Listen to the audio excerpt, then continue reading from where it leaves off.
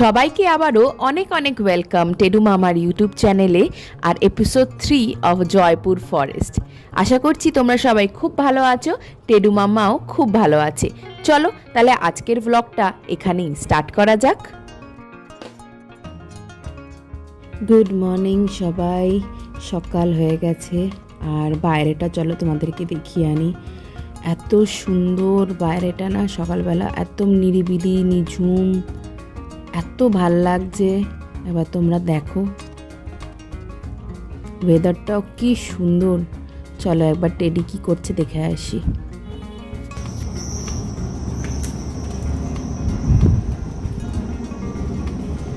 Good morning টেডু রানী, কি করছো তুমি?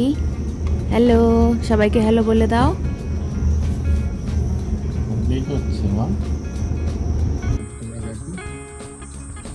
নিজের মনে ঘুরে যাচ্ছে, জায়গা পেয়েছি নিজের মনে, যাতে কেউ ধরতে না পারে। মাঝে মাঝে দৌড়ে যাচ্ছে।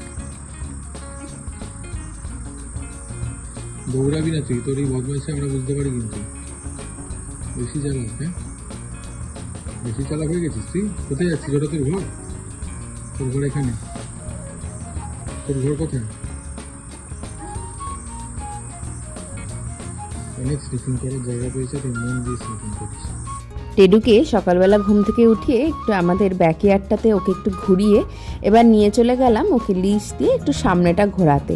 যতক্ষণ না আমাদের ব্রেকফাস্টের টাইম হচ্ছে, টেডুকে একটু ঘুরিয়ে তারপরে ওকে ঘরে রেখে আমরা ব্রেকফাস্টের দিকে যাব। টেডিকে ঘরে রেখে এবার আমরা চললাম আমাদের ব্রেকফাস্টের দিকে। তোমাদেরকে একটা ইনফরমেশন দিয়ে রাখি, এখানে কিন্তু বাফেট ব্রেকফাস্ট কমপ্লিমেন্টারি ছিল বুকিংয়ের সাথেই। আর এখানে কিন্তু ব্রেকফাস্ট টাইমটা বেশ অনেকক্ষণই হয়, সকাল 7:30 থেকে শুরু করে 10:30 অবধি চলে।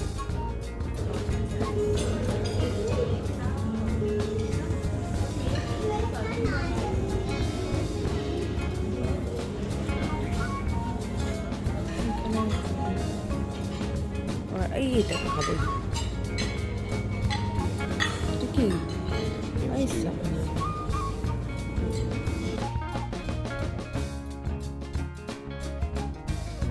ব্রেকফাস্ট সারতে সারতে আমরা এটাই ঠিক করছিলাম যদি আজকে ডে এন্ডের দিকে কোথাও একটা যাওয়া যায়।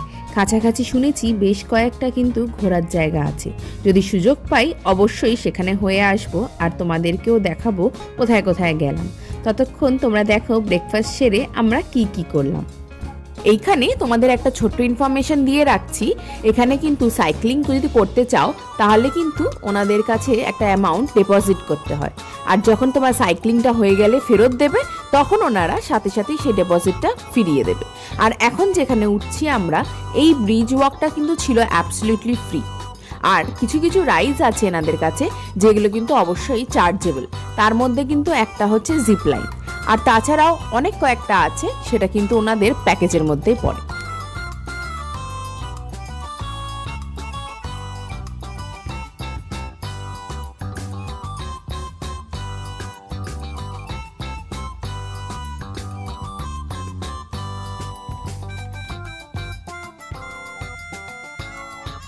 কেমন লাগছে?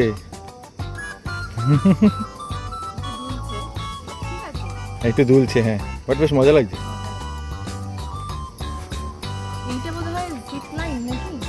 না, জিপ লাইনটা এই পাশে, জিপ লাইনটা এই পাশে, এই পাশে হলো গিয়ে বাচ্চাদের আরও কয়েকটা খেলনার জিনিস, বড়দেরও অফকোর্স ব্যালেন্স করে করে যাওয়ার, ওটা চার্জেবল। জিপ লাইনটা চার্জেবল, বাট এইটা যেটা পুরো কানেক্টেড, এটা এমনিই যাওয়া যায়। আমাদের এইগুলো শেষ হয়ে যাওয়ার পর আমরা টেডু রানীকে আবার বের করলাম একটা ওয়াকের জন্য। ভাবলাম পুরো প্রেমিসটা ঘুরে একবার হাঁটিয়ে নিই।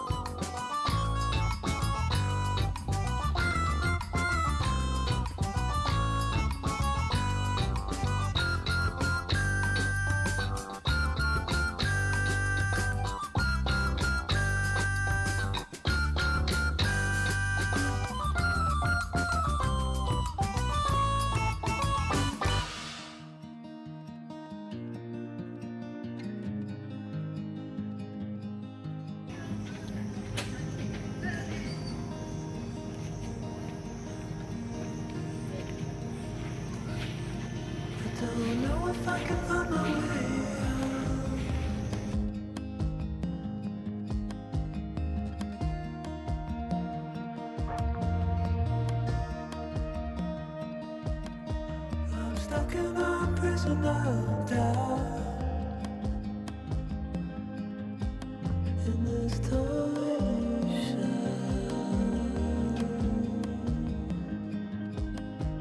and everything is growing up tight. There's no room to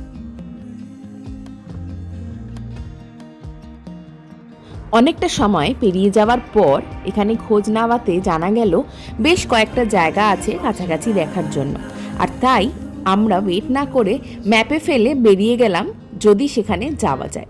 চলো তাহলে আমাদের সাথে তোমরা যাওয়া যাক তাহলে সেখানে। যেখানে যেতে চলেছি সেটা কিন্তু একদমই জঙ্গলের রাস্তার মধ্যে দিয়ে। ম্যাপে ফেলে মোটামুটি আমাদের হোটেল থেকে কিন্তু দেখাচ্ছিল প্রায় ওই 30 থেকে 40 মিনিটের রাস্তা। আমরা এখন যেখানে যেতে চলেছি সেই জায়গাটি কিন্তু জয়পুর ফরেস্টের একদম গভীরে তৈরি হওয়া ব্রিটিশ আমলের কিন্তু এরোড্রম। এটা 1940 সালে তৈরি হওয়া এরোড্রম। এখানে বলা হয় দ্বিতীয় বিশ্বযুদ্ধের সময় ব্রিটিশ এয়ার ফ্লাইট কিন্তু এখানে ওঠানামা করত, তবে এখন আর সেটা কিছুই অস্তিত্ব নেই। এখানে কিন্তু এখন পুরোটাই জঙ্গলে ভরা। লোকজন এখানে আসে ঠিকই, তবে ন্যাচারাল বিউটিটাই উপভোগ করতে। চলো যাওয়া যাক, আশা করছি আমরাও সেটা পাবো।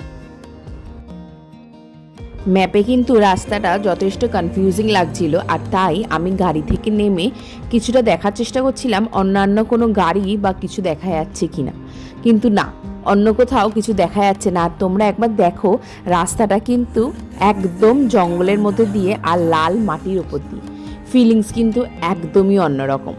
অদ্ভুত একটা অ্যাডভেঞ্চার লাগছে। মানে আমরা এলাম ঠিকই, শুনেছি এখানে এরোড্রম যে জায়গাটা আছে একটা পুরনো ব্রিটিশ আমলের কোনো প্লেন বা কিছু একটা আছে, তো ওখানে কি তোমাদের ডিটেলসটা বলতে পারবো। আমরা যাচ্ছি তো।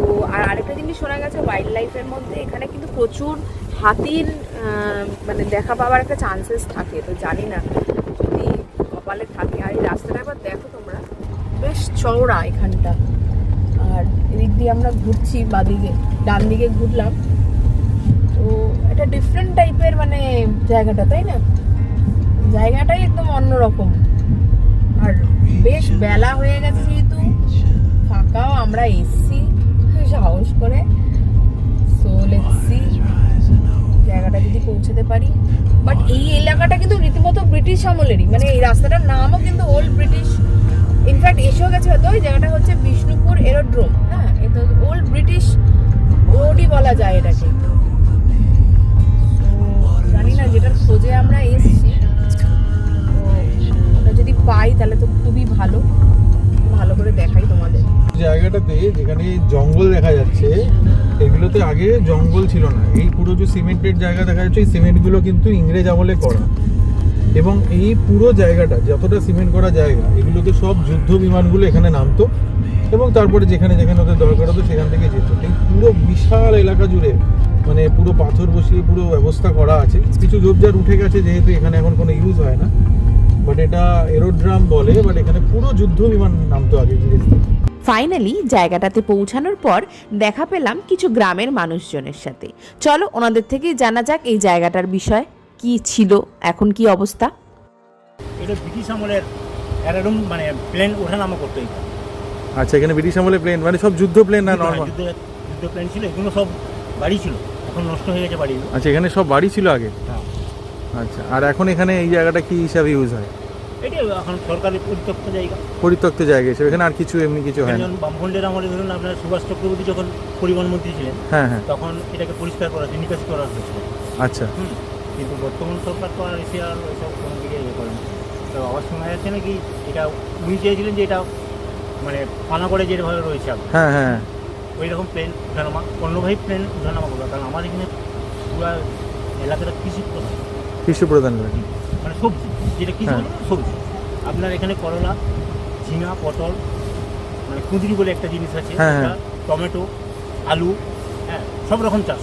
তারপরে আপনার এই বাদাম, আচ্ছা, তার মানে এখানে যদি এরপরে আবার পণ্যবাহী জিনিস প্লেন হ্যাঁ, চলা আমাদের বাইরের রপ্তানিটা হবে আর কি। রপ্তানিটা হবে, ওটাই এখন ওর জন্য এখন এমনি যেতে গেলে ট্রেন ছাড়া আর কোনো উপায় থাকে না। আর আছে পাইকার, মানে যেগুলো পাইকারি বলে সেগুলো আছে, তারা আছে এখানে। হ্যাঁ, আমাদের বাড়ির গ্রাম একটু দূরে। এখানে কি জন্তু আছে এই ভেতরে জঙ্গলে? এখানে জঙ্গল বলে সেরকম জন্তু কিছু নেই। সেরকম জন্তু কিছু নেই। আছে আপনার কোথায় আছেন এতে? সোনার বাংলায় সোনার বাংলাতে আছে। বন্যপ্রাণী বলতে আপনার হরিণ আছে, হরিণ আছে, ময়ূর আছে। ওইটা ডিয়ার পার্ক হ্যাঁ, করেছে deer ওইখানে না? এখান থেকে কত দূর ডিয়ার পার্কটা? এখান থেকে 7-8 কিলোমিটার হবে। 7-8 কিলো। এই কতগুলো বাদাম দিয়ে গেলেন, আবার ইনফ্যাক্ট আবার বললেনও যে আরও নেবেন কিনা। হ্যাঁ, 1940 সালের যে এরোড্রোম, সেখানে আজ আমরা আসতে পেরেছি ভেবেই কেমন অবাক লাগছে। এই ফিলিংটা নিয়ে আমরা ফেরত গেলাম। আর তোমাদেরকে জানাই এখানেই তাহলে আজকের কিন্তু এপিসোডটা শেষ করছি। দেখা হচ্ছে কিন্তু আগামী এপিসোডে। সঙ্গে থেকেও কিন্তু আসতে চলেছে অনেক অনেক নতুন নতুন জিনিস। ভালো থেকো, সি ইউ, বাই। জানি না ভিডিও হবে কিনা, অনেক জায়গায় অ্যালাউ করছে না, যদি করা যায় তাহলে আমি